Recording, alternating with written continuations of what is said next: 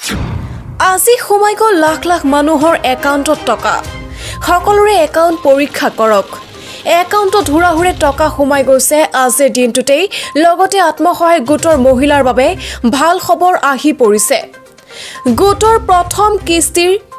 10,000 টকা সোমোৱা তাৰিখ ঘোষণা হল সবিশেষ জানিবলৈ ভিডিঅটো এতিয়াই এটা শেয়াৰ কৰক লগতে চেনেলটো সাবস্ক্ৰাইব কৰক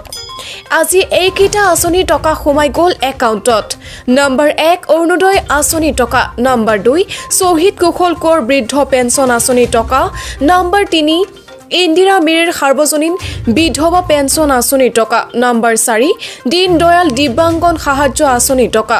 নম্বৰ 5 অৰুণোদয় 2.2 আঁচনি টকা আপুনি কোনটো আঁচনি টকা লাভ কৰিলে নিশ্চয় কমেন্ট কৰি জনাওক অৰুণোদয় আঁচনি 3.0 ৰ বাবে আবেদন কৰিছে যদি টকা একাউণ্টত পাবলৈ কিছুদিন অপেক্ষা কৰিব লাগিব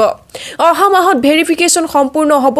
অৰুণোদয় আঁচনি 3.0 টকা পোৱা এপ্ৰিল বা মে মাহৰ পৰা আৰম্ভ হ'ব পাৰে আত্মসহায়ক গোটৰ টকা এপ্ৰিল মাহত সকলোৰে একাউণ্টত সোমাব এই কথা মুখ্যমন্ত্ৰীয়ে নিজ মুখেই ঘোষণা কৰিলে খুনক মুখ্যমন্ত্ৰীৰ কথাখিনি কালি কেবিনেটত অৰুণোদয় আঁচনিৰ নতুন হিতাধিকাৰীসকলৰ নিৰ্বাচন 31 মাৰ্চৰ ভিতৰত সম্পন্ন কৰিবলৈ আমি সিদ্ধান্ত গ্ৰহণ কৰিছো মহিলা উদ্যমিতা আঁচনিৰ জৰিয়তে অসমৰ মহিলা আত্মসহায়ক গোটৰ সদস্যসকলক লাখপতি বাইদেউলৈ ৰূপান্তৰ কৰাৰ বাবে আমি হাতত লোৱা আঁচনিখনৰ হিতাধিকাৰীৰ তালিকা মাৰ্চ মাহৰ আগতে চূড়ান্ত কৰিবলৈ আমি সিদ্ধান্ত গ্ৰহণ কৰিছো 1 লাখ চৰকাৰী চাকৰি দিয়াৰ পিছত